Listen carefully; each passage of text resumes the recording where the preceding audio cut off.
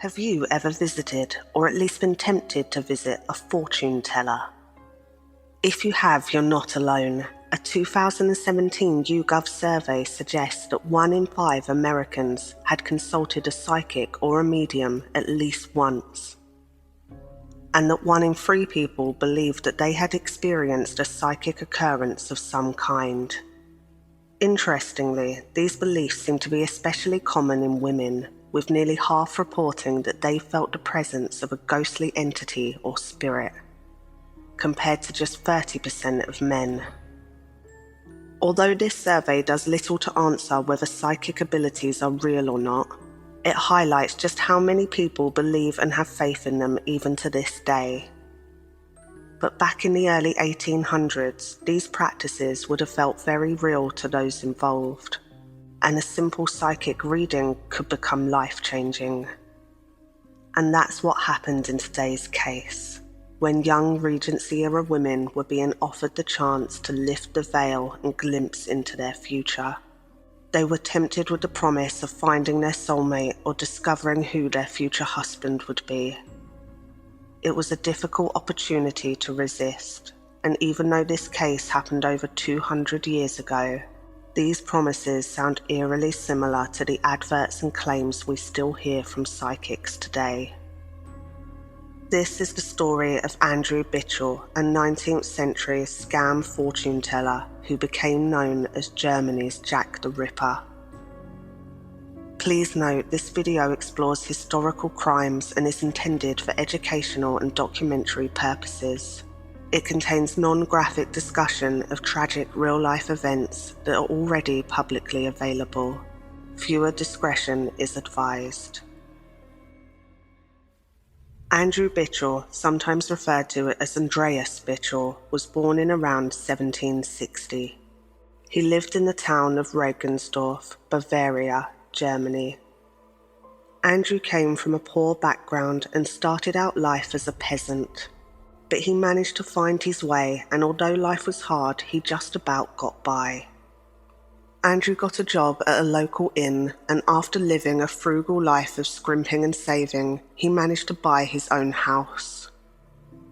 He went on to marry and have 2 children, and up until around 1807, he lived a seemingly ordinary life. To the outside world, Andrew was just your average everyday man.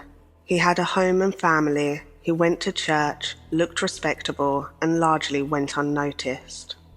It was said that he could come across as mean on occasion, and that he was tight with his money, but nothing that overly stood out.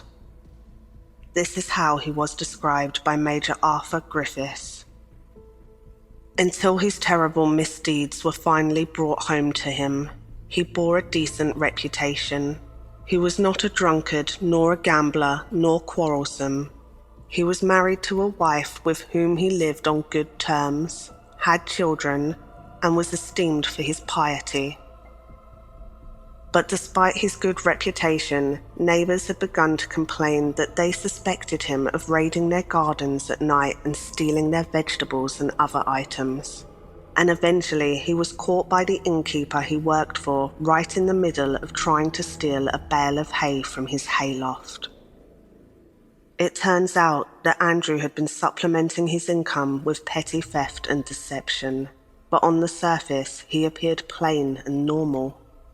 This was pointed out by Griffiths as he went on to write about Andrew. He was a coward who persisted in his crimes because he seemed to have secured perfect immunity from detection. After he was caught stealing from his employer, he was fired from the inn and found himself unemployed. This is when Andrew got the idea to open a fortune-telling business, and he started claiming that he had the power to see into people's futures. As an extra gimmick, he made what he called his magic mirror, which Andrew claimed was a sacred tool he used for divination. He then went about trying to sell his psychic abilities and magic mirror sessions to the local young ladies. And that's when the events of today's case unfold, and Andrew's actions take a disturbing turn. In 1807, Andrew Bichel's cousin, Barbara Reisinger, came to visit. She had travelled from her home to Regensdorf to look for work as a housekeeper and was staying at the local inn. This is when it became clear that Andrew had been harbouring intentions far more unsettling than anyone could ever have suspected. With Barbara, Andrew saw an opportunity, and he waited until his wife and children left the house for a day out to visit another village, and then he invited Barbara over, leading her to believe that he was interested in hiring her as a housemaid. But when Barbara arrived, Andrew quickly swayed the conversation away from her housekeeping skills and instead began telling her all about his psychic abilities. He offered to use his magic mirror to discover who Barbara's future husband would be, and after some convincing, she agreed to have her fortune told. But Andrew then explained to her that it wasn't quite as simple as that, and in order for the magic mirror to work, there were some conditions that she must follow. First, he told Barbara that they must perform a magic ritual, and for this she needed 3 changes of clothing. So she rushed back to the inn and fetched a bag of clothes that she'd brought for her trip, then hurried back to Andrew's. Once there, Barbara was surprised to discover that instead of the ornate, mystical mirror she was expecting, an item that would have still been an expensive luxury at the time, Andrew's magic mirror was nothing more than a piece of board and an ordinary magnifying glass with a piece of white cloth beneath it. But still, with thoughts of her future husband in mind, she pushed aside her skepticism and agreed to continue with the ritual. Andrew placed the board and the magnifying glass on the table and pulled out a chair, gesturing to Barbara to sit down in front of them. He then told her that for the ritual to be a success, she must not touch the sacred objects. And to be sure of this, he needed to tie her hands and blindfold her. Barbara hardly had time to think about it before Andrew had secured her arms and placed a covering over her eyes. Andrew almost couldn't believe that his scheme had worked. He had her right where he wanted her, solely in his hands. He kept up his psychic act for only seconds more, before suddenly driving a knife toward her neck, ending her life before she could even react. His intentions were to steal her clothes and sell them at the local rag market. That's why he'd requested she go fetch her bag. The ritual he spoke of was simply a setup to get her possessions. Items that in the big scheme of things didn't even really hold much value. Andrew then fetched an axe, breaking up the evidence of his act and burying the parts beneath and around his garden shed. He spent the rest of the day removing any trace of what had happened, even scattering sand and ashes across the floor to cover the tint of claret, before his wife and family returned home that evening. When Andrew's wife asked him what had happened, he claimed he'd simply spilt a bucket of water. And then he informed her that his cousin Barbara had decided to travel to Ratisbon, a city a couple of days' carriage ride away, leaving her belongings behind. After a couple of weeks had passed, Andrew then told his wife that he had met with Barbara's father, and that her father had informed him that Barbara wouldn't be returning and that he should give her unwanted clothes to his wife. But in reality, this isn't what happened at all. Andrew did speak to Barbara's father, but what he actually said was that Barbara had fallen in love with a Frenchman and the two had quickly married and moved to France. He even had the audacity to claim that Barbara had written to him asking if he could collect the rest of her clothes and send them on to her. Barbara's father thought this was unusual. He struggled to believe that his daughter would marry and leave without even introducing her new husband to the family. but he was too tired and busy working to give it much thought. And reluctantly, he handed over the rest of Barbara's clothes and belongings, giving Andrew almost everything that she owned. It wasn't until a couple of months later, when Barbara's father got word that some of her dresses had been spotted for sale at the local rag market, that his concern grew. He rushed over to Andrew's to confront him. During the quarrel, he called Andrew a rogue and a thief. But Andrew just shrugged off his concerns and reassured her father that Barbara was being well taken care of by her new husband, who worked for a wealthy French nobleman on a large estate, assuring him that she was well provided for and wasn't going to miss a few old frocks. Barbara's father was angry about the situation, but regrettably, he didn't take it any further. He was too far away from the situation in France to know that there were very few French noblemen left at that time. Otherwise, he may have reacted differently. Andrew was feeling emboldened. It had been a few months since Barbara Risinger's disappearance, and as far as he was concerned, he'd managed to fob off her father's suspicions and was in the clear. By now, he'd sold most of Barbara's clothes at the local market. It wasn't the most profitable crime, but he made a few pennies in the process.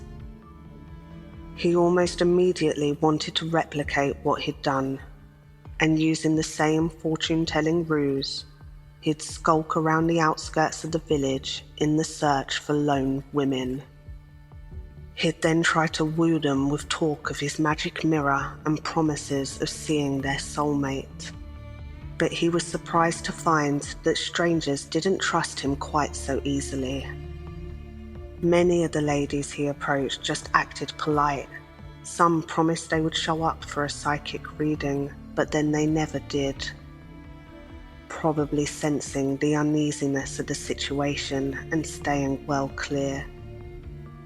Over those few months, Andrew only managed to persuade 3 women to attend his fortune-telling business, and each one refused to participate in the ritual any further once he mentioned the hand binding, and they left completely unharmed, although probably a little creeped out and unsettled by the whole situation.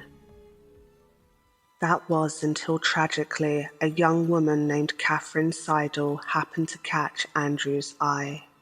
He was first drawn to her by her fine clothing and shy, timid demeanor. He quickly stopped her as she walked down the street, taking her aside to tell her all about his psychic abilities and boasting about his magic mirror. But even back in the early 1800s, Catherine wasn't instantly taken in by his words. She wasn't interested in having her fortune told, and she politely declined. But Andrew was persistent and growing increasingly impatient. He continued to badger her for 9 long months, making all sorts of promises about how much his magic mirror could do for her. He said he'd let her look into her future and allow her to see who her husband would be. He kept on and on until eventually she couldn't think of a way to say no anymore, and she agreed to have a psychic session with Andrew's magic mirror. Even after she'd said yes, he still sent someone to her home to remind her about her scam psychic reading on the day of her appointment, not prepared to take the chance that she would back out or forget. He also made clear that for the magic to work, Catherine needed to arrive wearing her finest outfit. And to complete the ritual, she'd need to bring at least 3 changes of clothes with her. So on the morning of February 15th, 1808, Catherine put on her nicest dress, grabbed her things, and made her way over to Andrew's, unaware of the possible danger that lay ahead. Once she got there, Andrew put on the same act he did before, playing the part of a wise and intuitive psychic, just like other fraudulent fortune tellers had done throughout all of history. He knew just the right buzzwords to say to appear mystical and insightful. He ceremoniously presented his underwhelming magic mirror, while privately his thoughts were locked on his hidden, far darker intentions. Just like he had previously, he spun Catherine the same story that she must not touch the sacred objects. He then reached for the very same bindings that he'd kept from last time. Again, he turned quickly, abruptly ending his fake psychic act and carrying out the same cold intent as before, only this time with a more calculated and deliberate approach. It was later discovered that Catherine endured the initial act, but Andrew moved straight into the same process he had used before, showing no concern for whether or not the ordeal had actually truly come to an end. He then concealed the evidence in his garden near where Barbara had been hidden, cleaned the house and washed Catherine's dress twice before hiding it somewhere he thought his wife wouldn't find it. Then he carried on with life as if nothing had happened. But what Andrew hadn't anticipated was that Catherine had two sisters at home who were eagerly awaiting her return. They knew that she'd gone to see a fortune teller, and the last time they had seen her was when she rushed home to grab her dresses, claiming she needed them for a magical ritual, but she never returned. Worried, the sisters tracked down this so-called fortune teller and demanded to know where Catherine was. Andrew was caught off guard, and not being the most imaginative fellow around, he quickly spun them the same story he had told to Barbara's father, informing them that their sister had fallen in love with a Frenchman that she met at his, and that they'd quickly moved to France to marry. Catherine's sisters were baffled. It was so unlike their sister not to confide in them, especially when it came to matters of the heart. They just couldn't believe that Catherine would marry without telling them, or at least coming home to show off her new husband. It didn't sound right, and they left even more worried than they were before. Not content with Andrew's story, they continued to look into their sister's disappearance. And a few weeks later, they happened to find some of Catherine's clothes for sale at a local market. They even recognized a piece of fabric from Catherine's petticoat being worked on by a local tailor. It was from the exact one she had been wearing when she left to go to have her fortune told. When they spoke to the tailor, they found it was being made into a waistcoat for a man named Andreas Bichel. Shocked and worried, the sisters rushed back to Andrews to confront him about what they'd found. But again, he tried to talk his way out of it and told them that Catherine had given him the items as payment for her psychic reading, and that he could do what he wanted with the clothes as he owned them. But thankfully, the sisters didn't believe his lies, and this is when they decided to go to the police. It had been over a year since Barbara's disappearance, and Andrew thought that he'd managed to stay unnoticed. So he hardly changed his behaviour at all, and had continued searching the village outskirts for new fortune-telling customers the entire time. Fortunately, having little luck. That was until a few months later, when he managed to talk a 21-year-old woman into booking a psychic reading with his mysterious magic mirror. On the morning of the 9th of May, 1808, he sent someone to her house to hurry her along to her appointment, passing on the message that she must come quickly before the magic mirror lost its powers. But what he didn't know was that after Catherine's sisters had raised the alarm, the police were now on to him. And when Andrew went to answer the door, expecting to see his next client, he was met with a group of police officers. In a panic, he fled, running out into the forest. But they quickly caught him, and they found that he was even carrying one of Catherine's handkerchiefs in his pocket at the time. Detectives searched his property, and upstairs in his room they found a large iron chest which contained some of Catherine's belongings. Searching further, they made their way up into the loft space and were astonished to discover the floor was littered with ladies' clothing.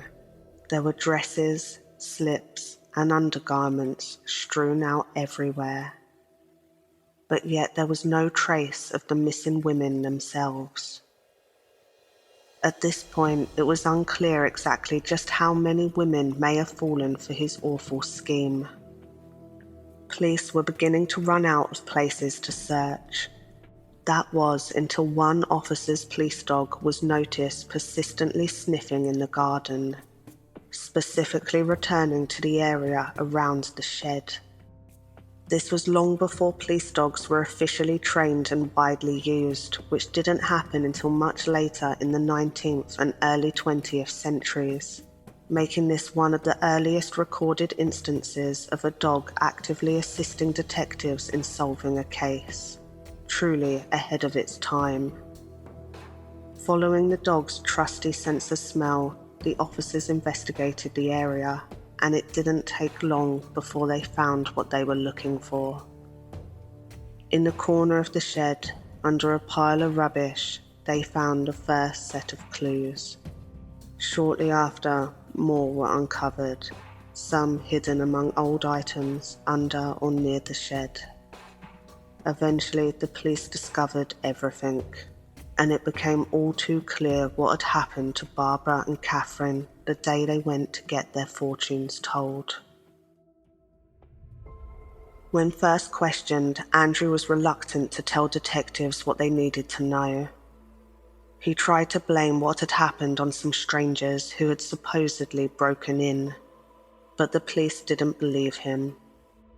He even pledged to give a full confession if he was granted immunity from punishment, but of course that didn't happen. So, as was the custom in Bavaria at the time, he was questioned again, but this time while stood in the presence of the overwhelming evidence. It was reported that when looking at what he had done, he trembled vigorously and became weak, even collapsing as he admitted that he recognized one of them to be Catherine. He refused to elaborate on how he knew her and was sent for 2 days solitary confinement. It was said that in this time, left with the unbearable sight of what he had done, his conscience began to weigh heavily on him. After 2 days, he finally broke his silence and gave a full confession. The true extent of his actions and to what he confessed were far too shocking to speak of here. The detailed report is online and it's not an easy read. Here are some of the comments from the judge who tried him. A man thus constituted will commit no crimes requiring energy or courage. He will never venture to rob on the highway or break into a house, but he would cunningly induce young girls to go to him for the sake of their clothes or a few pence. Later in the trial, Andrew also admitted that it wasn't really about the money, saying, "I had not really wanted her clothes, but the temptation of getting something for nothing without risk of discovery proved overwhelming." Andrew was found guilty and sentenced to the wheel on the 9th of June, 1809. But this was later reduced to a slightly kinder end for the reason that the state did not want to compete with him on cruelty. His true motivations may never fully be known. Why do you think the events in today's case unfolded? Let us know in the comments. And if you found this video interesting, please take a moment to like and subscribe. It really helps our small channel as we hope to reach our first 1,000 subscribers by the end of the year, and we appreciate each and every one of you. Thank you for watching.